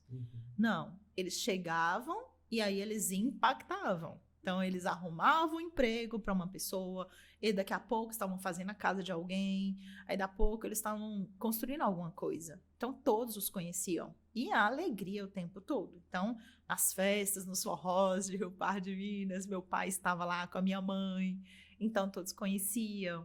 Então, assim, essa alegria deles, o trabalho, dar trabalho, dar emprego. Nossa, eu chego em Rio Pardo, as pessoas, nossa, sou muito grato pelo seu pai. Ele me ajudou com isso. Nossa, sua mãe maravilhosa, cozinhava. Nossa, sua mãe fez isso pra mim. Então, assim, nossa, deixaram por onde eles passaram, sabe? Eles deixaram história, deixaram, né, exemplos de força, de gratidão. Pessoas muito gratas a eles, entendeu? Então, assim, foi pessoas fantásticas. Pelo que eu percebo da sua história, eu vejo que você honra a sua história. Todo o seu passado, tudo que você viveu, mesmo nos momentos de dificuldades, eu vejo que você honra muito sua história e honra muito seus pais. Honrou muito seus pais. Isso é lindo, isso é maravilhoso. Sim. E quem é Josi hoje? Qual o propósito de Josi hoje? O que Josi Moura hoje quer para a vida? Como você quer fazer a diferença como sua mãe e seu pai fizeram diferença? Qual o seu propósito? Pois é. Foi uma descoberta, porque eu pensei que eu ia ficar mesmo na área da contabilidade. Inclusive, eu fiz a formação em Direito, porque de tanto frequentar a Receita Federal e Receita Estadual, eu falei, vou ser uma fiscal desses órgãos, né? Vou mudar de nível. Então, eu imaginei que eu ia permanecer por muito tempo nessa área só da contabilidade, consultoria de empresa, treinamento. E quem sabe se passasse num concurso, então aí eu ficaria nessa, né, continuaria nessa área. Mas a Josi é muito incomodada com pessoas.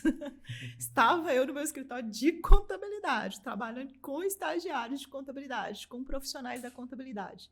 E eu queria ser uma líder melhor para uma equipe ali de 15 funcionários. Eu me incomodava, assim, não, peraí, o que eu posso fazer por esses funcionários? Qual parede que eu posso mudar? O que eu posso favorecer para essas pessoas aqui? Vou fazer um curso de liderança. Eu não queria, né, tem aquelas questões do líder que é mais duro, o líder mais flexível. Eu era líder muito flexível, mas eu queria ser uma líder melhor, agregar mais coisas lá para minha contabilidade. E foi uma surpresa muito grande. Quando eu fiz aquele curso de coach leadership com a Vanessa Narciso, lá eu resgatei uma questão do meu perfil, desse meu perfil de comunicadora. Sim. Lá eu percebi duas coisas na análise do meu perfil comportamental. Uma, que eu não tinha energia para poder fazer tudo o que eu desejava, que eu estava sem energia para realizar as coisas que eu desejava. E outra, que eu não estava trabalhando muito bem o meu perfil. Eu estava 200% como executora e nada de comunicadora. Então, por isso que eu não estava conseguindo os resultados, né, que eu esperava, que eu queria. Então, essa questão de não trabalhar esse seu perfil é muito importante.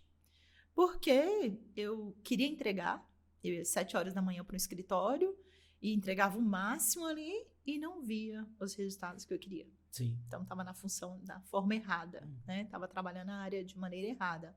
E essa questão da energia, por isso, porque o comunicador, ele ganha mais energia quando ele trabalha essa área da comunicação. E é muito desgastante para ele ficar só na execução. A contabilidade, ela suga a gente muito para a execução, no sentido de que todo dia tem uma lei nova, você tem que estudar e você tem que treinar a equipe. Aplicar aquilo, né? Aplicar. Então, eu colocava a mão na massa, eu estava junto com a equipe. Então, isso gerou um desgaste muito grande. Então, eu sempre fui me doar muito. Assim, nunca gostei de dar uma resposta exata. Não, pesquisa nessa lei, ou essa lei diz isso. Ai, tinha que pegar, explicar, testar, verificar se a pessoa aprendeu. Então, isso você faz uma entrega muito grande. E me dediquei ao direito também, estava dando aula, fazendo faculdade, família e ainda escritório com toda essa entrega. Né? Então, estava assim, muito... Eu não sentia que eu estava cansada, exausta, mas as minhas olheiras mostravam todas as pessoas. E depois você percebeu que você executava demais. Sim, e deixava um pouco de lado as outras áreas. Né? Com essa análise eu percebi que eu poderia render mais. Então, foi nesse momento que, de pouco de virada de chave. A partir desse curso, eu decidi não fazer a prova da OAB e me dedicar a mim, dedicar ao estudo de mim. Certo. E eu fui fazer um curso de inteligência emocional. Eu falei, peraí, então vamos ver o que está errado aqui. E fui me trabalhar. Então, fui me quebrar. Aí você entrou no processo de autoconhecimento. Autoconhecimento. E agora, auxiliando outros a se conhecerem também. Sim, foi a partir daí, então, desse momento que eu busquei esse processo do autoconhecimento através da inteligência emocional, da programação neurolinguística. Fiz diversos cursos, não como sou apaixonada, né, por estudar. Então, eu falei, o caminho é voltar para a sala de aula agora, voltar a estudar, investir, para investigar aqui para onde que eu vou. E eu resgatei uma questão lá atrás, trabalhando em umas empresas e tudo, eu sempre estava me atualizando. E não sei por que eu quis me atualizar em fazer um curso de oratória. Muitos anos atrás eu fiz um curso de oratória aqui em Montes Claros com uma psicóloga. E eu falei, poxa vida, então desde lá de trás eu quero. Aí eu fui resgatar alguns treinamentos que eu tinha dado em alguns dos meus clientes. Então eu levava palestra, eu já dava palestra para os meus clientes gratuitamente. É algo que eu oferecia além da contabilidade. Eu estava lá com eles. Falei assim, nossa, eu gosto disso. E veio uma palestrante no Instagram. Eu falei assim, eu quero ser palestrante. Então, eu quero levar valor para as pessoas através de palestra. E fiz essa formação de palestrante. Mas nessa formação de palestrante, tinha a questão lá do Instagram, né? Ir para as redes sociais, dar a cara ali, coisa que eu nunca fazia. Que é difícil. Porque era o seguinte, Cíntia, nossa amiga, a primeira vez que ela me viu colocar uma foto minha no status do WhatsApp, ela me ligou na hora. O que está acontecendo com você? Você não é disso? Você nunca fez isso. Eu falei, amiga, status do WhatsApp. Eu nunca tinha postado. Meu telefone sempre era para trabalho, ou no máximo contato com a família. E você não aparecia tanto... Rede social, jamais. Nas palestras, só naquele círculo seu ali, né? Sim. De profissional. Era só profissional. Era só para os meus clientes que eu dava palestra, treinamento. Era só para aquele público. né? Então, eu nunca tinha pensado em outro público, era esse treinamento mesmo. Mas, então, rede social, naquele momento, eu pensava assim, é algo que vai tirar o meu tempo. Então, não tinha tempo para rede social, não tinha tempo para ver rede social e nem para estar nas redes sociais. E ali, o dia que eu postei essa primeira foto, e foi a primeira iniciativa, mas foi uma grande barreira a ser quebrada. Sim, com certeza. Não só aprender sobre redes sociais, sobre esse canal de comunicação, já que era, né, essa área da comunicação era muito forte para mim, né? Tinha muita facilidade de falar no presencial e tudo, né? A igreja me favoreceu isso também, o aprendizado, né, na igreja. Mas ainda assim, mesmo não me sentindo uma pessoa tímida, boa comunicadora, veio a barreira da rede social. Essa é uma barreira. A exposição. Nossa, foi muito difícil. Tinha medo das críticas, não? Ai, veio aquele medo lá de trás, sabe? Lá da infância. Porque aí eu tinha que ser a boazinha para ser aprovada. Então, falar assim, só o que o povo quer ouvir? Só. E agora? Eu tinha que ir para a rede social. E o medo? E a aprovação? Então, eu tive que ressignificar essas questões lá com meu pai, viu, João? Para eu conseguir gravar um vídeo, para eu conseguir gravar um stories. Muitas vezes eu tentava gravar o stories, gravava ali 3 vezes e salvava e não publicava. E eu ficava ali, meu marido começou a me ajudar nesse processo, os meus filhos, e eu chorava, sabe? Mesmo? Chorava. E ele via... Não, ele falava assim, não, gata, tenta de novo. Quer? Aqui. Ele falava assim, não, gata, tenta de novo. Aí eu tinha que fazer um stories, às vezes caminhando de manhã, dar um bom dia. E a gente ficava ali meia hora. Gravava um, gravava o outro. Ele, não, você gravar desse jeito fica melhor. Às vezes minha filha vinha e me ajudava. E aí eu chorava, porque não dava, daquele jeito, não estava bom. É autocrítica. Sabe? Nossa, foi muito difícil. Na verdade, a gente nunca vai estar bom para um bocado de gente, né? Eu também passei por esse processo quando eu também tive essa dificuldade das caras, né? De começar a filmar e ensaiei muito para começar a filmar. E eu vi que no final das contas é só fazer. Saia demais não, que acaba você nunca fazendo. E quando eu mudei minha foto de perfil, aconteceu um negócio. Eu passei muito tempo com a mesma foto do perfil e recentemente eu falei, vou mudar essa foto do perfil, por que não? Sim. Mudei minha foto do perfil e aí uma colega de trabalho, ela fez a mesma coisa que a Cindy. Ela me ligou, o que está acontecendo? Falei, por quê? Não, você tá parecendo um lorde nessa foto. Parecendo um Dom Pedro. E essa cor laranja é do concorrente. Fazendo menção ao Itaú, né? Essa cor laranja é do concorrente. Essa não pode, olha lá. Mas ficou ótimo, parabéns, não sei o quê. Você me inspirou a mudar a minha. E ela mudou a foto dela. Eu até dei parabéns pra ela. Depois falei, gostei de ver, viu? Essa foto sua aí tá maravilhosa. Então, assim, atravessar essa barreira realmente é difícil. As pessoas acham que não, tá tirando para tudo que é lá, tá tentando. Na verdade, o que a gente quer é entregar o melhor para quem está nos assistindo. Por Sim. isso a nossa cobrança. Sim. É por isso que você chora, né? Então a gente quer entregar o melhor, a gente quer entregar o perfeito. Né? Na verdade, o interessante é a gente fazer, agir. Mas às vezes quando a gente tá planejando, tá tentando, não tá satisfeito, é porque realmente a gente tem um interesse de transformar a vida das pessoas entregando o melhor de nós. Que eu acho que quando a gente vê o propósito da vida da gente, é entregar o melhor de nós. É fazer diferença para as pessoas, né? E tomando como exemplo seu pai e sua mãe, que não ficavam quietos numa comunidade. Seu pai tinha papel de prefeito. Sim, né? Era por aí. Papel de prefeito. Isso é papel de prefeito. Envolver, empregar, ter um social, fazer com que as pessoas se sintam bem, melhorar a vida de alguém, de uma comunidade. Então, eu acho que esse é o nosso propósito. E eu vejo isso, eu vejo muito isso no seu projeto. As pessoas talvez não entendam. Seu livro fala disso, deixar de ser boazinha. Quando eu deixei de ser boazinha.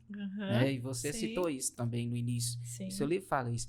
Mas a pessoa, para entender se deixar de ser boazinha, não é porque você se tornou má. Não. Não é isso, eu preciso entender isso. É porque lá na sua infância existia um motivo para você ser a boazinha, para se dar bem, não apanhar, para viver uma vida tranquila. É um boazinha diferente, né? É diferente. Então as pessoas precisam entender antes de falar assim, não, você tem que deixar de ser boazinha. Não é esse boazinha, né? Não. Boazinha no outro sentido que o seu livro... Eu dei o spoiler do livro, desculpa. Mas o livro fala disso, mas eu quis citar isso porque pode confundir algumas pessoas. Eu deixei de ser boazinha. Não é porque se tornou má, pisar em alguém, não é isso. Há uma história por trás dessa boazinha, né? Sim. E que sentido tinha a boazinha na sua vida. Sim. Então, Josi, eu sou muito grato pela sua vida, nas nossas vidas, e eu tenho certeza que você ainda vai transformar muitas pessoas.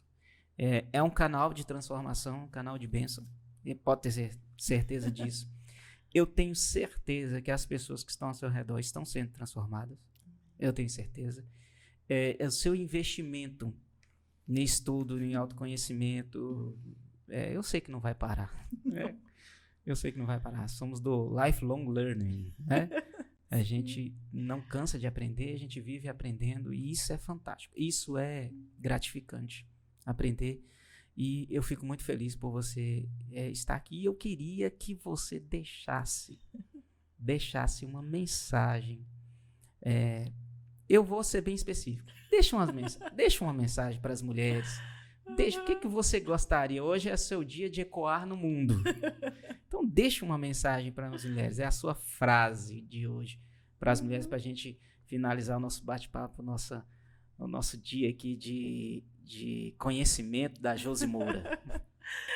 Mulher, você tem valor. Você tem uma missão, um propósito. Então, comece, né, a olhar para dentro de si e deixar, né, transbordar isso, né, o seu melhor, o que você tem aí. Né? Cada uma é única, é especial. Né? O Senhor nos chama de finas joias. Né? O Senhor já nos conhece desde a sua criação. Então, Ele já nos capacitou, já nos encheu de dons e talentos. E por que esse medo? Por que desacreditar? Não é fácil. Eu sei acreditar em si, eu passei por esse caminho, não é fácil resgatar essa mulher virtuosa que a gente tem aqui dentro, né, de cada uma, mas é possível. Então a gente está aqui para segurar na sua mão aí, para te dar todo esse apoio, porque Deus já acreditou em você, desde quando Ele te fez. Eu acredito em você. Muitas pessoas acreditam em você e você tem um legado para deixar muito importante, porque você é cheio de dons e talentos, você tem valor. Então, comece, dê esse primeiro passo. Eu gosto da Mary Kay Ash, que ela diz, dê o primeiro passo, comece. E o segundo passo, não desista. Eu gosto muito dessa frase, de uma das referências, né, do empreendedorismo no mundo, né, deixa aí esse legado pra gente, a Mary Kay, então, assim, maravilhosa. E eu penso que todas nós podemos deixar esse legado, então quero te convidar a entrar aí para dentro de você, percorrer esse caminho que não é fácil, mas é possível, você dar conta, você é uma mulher virtuosa, valorosa e vitoriosa. Maravilha, muito obrigado. Mais uma vez, Mulheres Virtuosas, Vidas que Inspiram. Josi Moura e coautoras. Pegou aí? Tá aqui? Tá aqui? Josi Moura e coautoras. Depois a gente passa o caminho, vamos colocar na descrição do vídeo. E Josi.Moura Santos. O Instagram da Josi, Josi.Moura Santos. Sigam ela lá. Siga a gente aqui também. Compartilhe esse conteúdo. Pode transformar a vida de muitas pessoas. A gente aprende com pessoas, não é? Sim. A gente aprende com pessoas, com as histórias, com as vivências, com as experiências. Josi, muito obrigado. Deus abençoe muito você, Gratidão. Sua família. Quero agradecer a família da Josi por ter liberado a Josi pra gente. E que você faça muito sucesso e diferença na vida das pessoas. Obrigado. Deus abençoe. Amém. Obrigada, João. Gratidão por essa oportunidade. Obrigado.